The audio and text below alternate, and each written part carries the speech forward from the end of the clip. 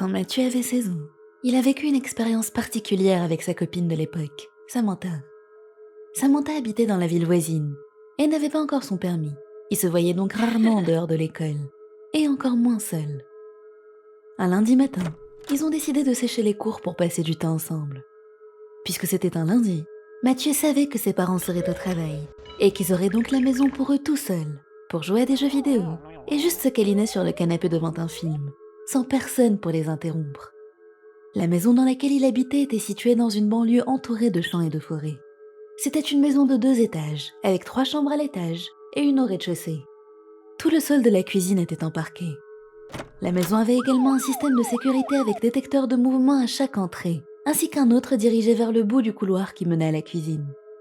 Mathieu et Samantha étaient à l'étage, en train de regarder la collection de cartes de baseball de son frère et jouer à des petits jeux de questions-réponses, quand ils ont entendu quelqu'un marcher en dessous d'eux.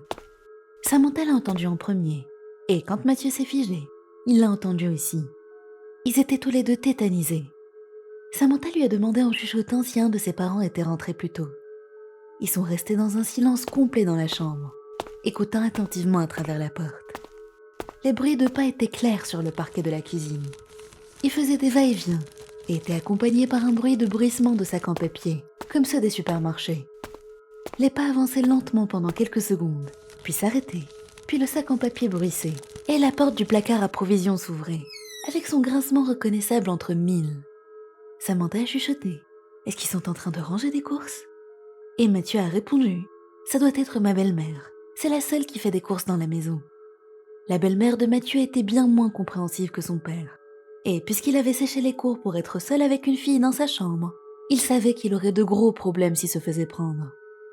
Il a tout de suite dit à Samantha qu'il devait sortir de la chambre par la fenêtre et grimper sur le toit pour se cacher jusqu'à ce qu'elle parte.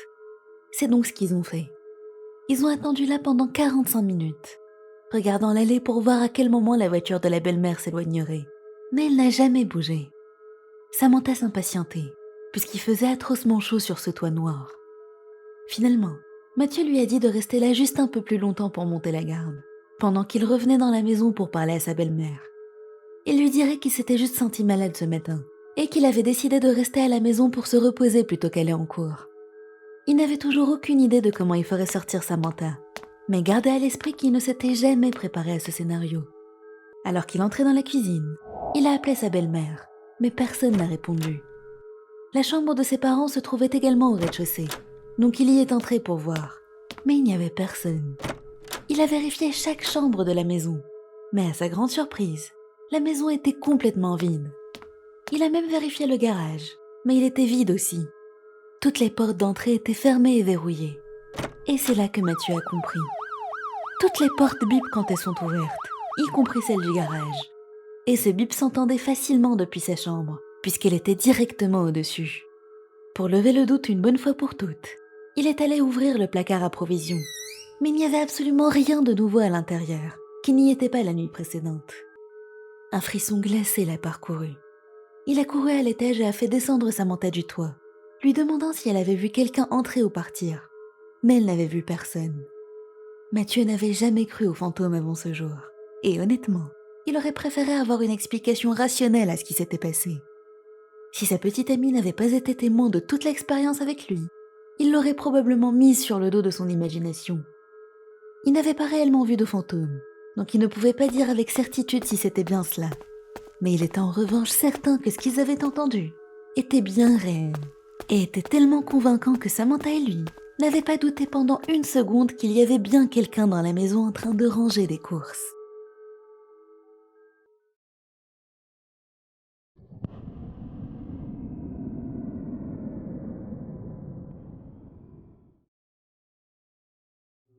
Salut, je m'appelle Rose, et j'ai un grand frère qui s'appelle Adam, qui est aussi mon meilleur ami.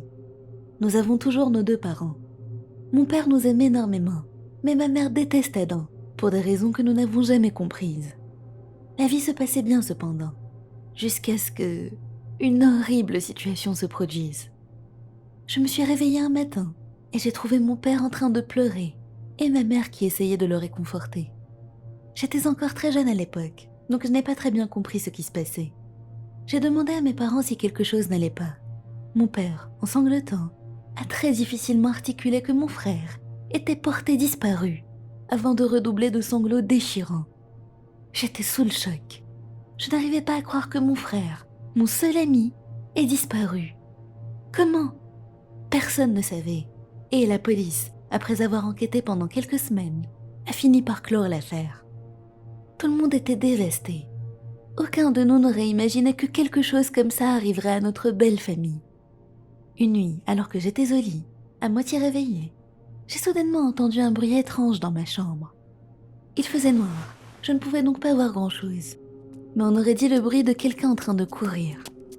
J'étais tétanisée par la peur, jusqu'à ce que la chose, en train de courir, se tienne juste en face de moi. La peur a laissé place à un choc total. C'était Adam? Comment était-ce possible? Adam s'est mis à glousser et m'a lancé. Je t'ai eu. Je n'arrivais pas à croire à la scène sous mes yeux. Et après quelques secondes de choc, j'ai explosé que ce n'était pas drôle, que nous étions tous morts d'inquiétude pour lui. Adam riait toujours. Après quelques minutes, il s'est enfin arrêté de rire et m'a dit « Allons jouer dans la chambre de nos parents ». Je ne comprenais pas ce qui clochait chez lui. D'abord, il était sorti de nulle part. Il a éclaté de rire quand je lui ai dit que nous étions inquiets pour lui, et maintenant il voulait aller jouer dans la chambre des parents.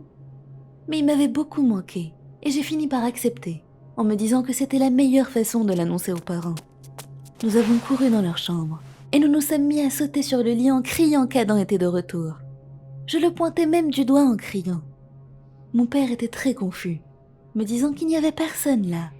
Je lui répétais qu'Adam était sur le lit aussi, juste en face de lui. Mais mon père s'est juste dit qu'il me manquait beaucoup et que j'avais imaginé son retour. Il m'a serré dans ses bras et m'a chuchoté des mots réconfortants. Mais ce qu'il n'avait pas remarqué, c'est que ma mère pouvait voir Adam. Et il était pâle comme la mort. Adam n'avait plus l'air normal du tout.